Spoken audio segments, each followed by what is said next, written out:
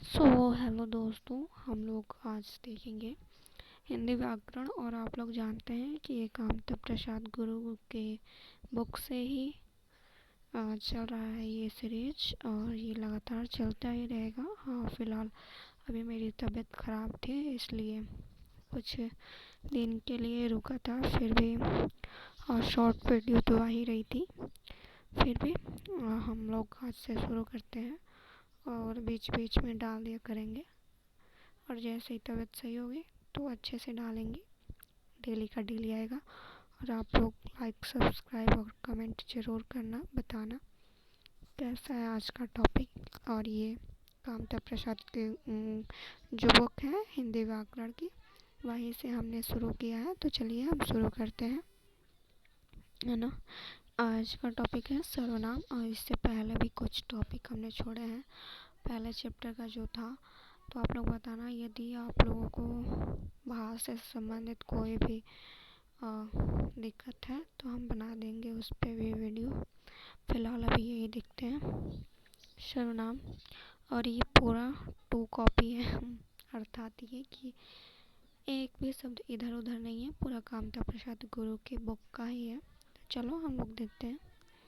सर्वनाम किसे कहते हैं? सर्वनाम उस विकारी शब्द को कहते हैं जो पूर्वापर संबंध से किसी भी संज्ञा के बदले में आता है। जैसे मैं क्या है? बोलने वाला।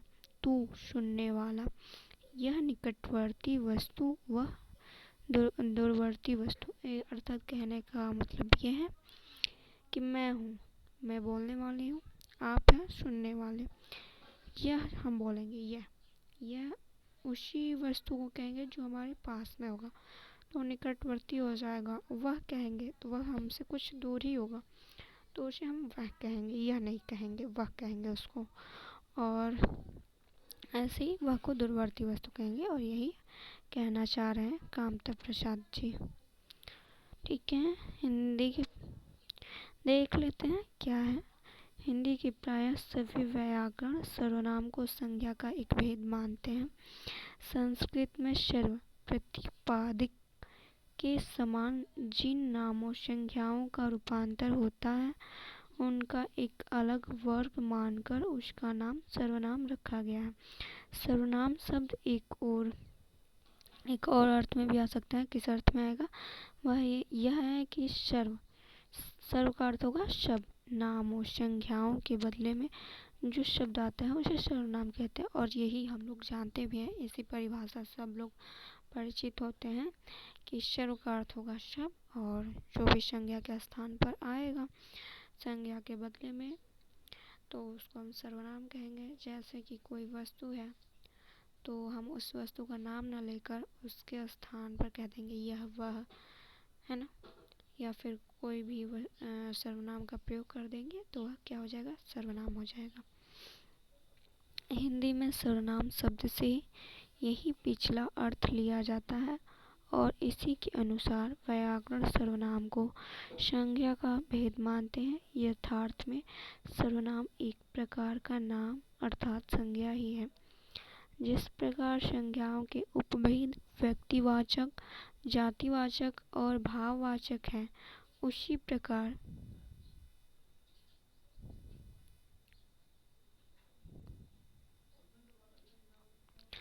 प्रकार सर्वनाम भी एक उपभेद हो सकता है। पर सर्वनाम में एक विशेष विलक्षणता है। क्या है? जो संज्ञा में नहीं पाई जाती। अच्छा, ये कहने का मतलब ये है कि सर्वनाम में कुछ विशेष विलक्षण पाए जाते हैं जो कि संज्ञा में नहीं होती है। देखते हैं क्या है। संज्ञा में सदा उस वस्तु का बोध होता है जिसका वह नाम है। संज्ञा में उसी वस्तु का बोध होता है जिसका वह नाम है, ये संज्ञा में होता है और हम लोग भी परिचित हैं। परंतु सर्वनाम में पूर्वापर संबंध के अनुसार किसी भी वस्तु का बोध हो सकता है। जैसे क्या है? लड़का शब्द से लड़के लड़के ही का बोध होता है। घर, सड़क आदि का बोध नहीं हो सकता, यह संज्ञा में। परंतु वह कहने से पूर्वापर संबंध के अनुसार लड़का, घर, सड़क, हाथी, घोड़ा आदि किसी भी वस्तु को बोध हो सकता है। ठीक है। मैं बोलने वाले के नाम से मैं बोलने वाले के नाम के बदले आता है। ठीक है। इसलिए जब बोलने वाला मोहन है तब मैं का अर्थ मोहन है, परंतु जब बोलने वाला खरहा है, जैसे बहुधा कथा कहानियों में होता है, तब मैं का अर्थ खरहा होता है।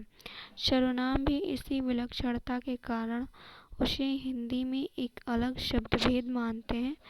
भाषा तत्व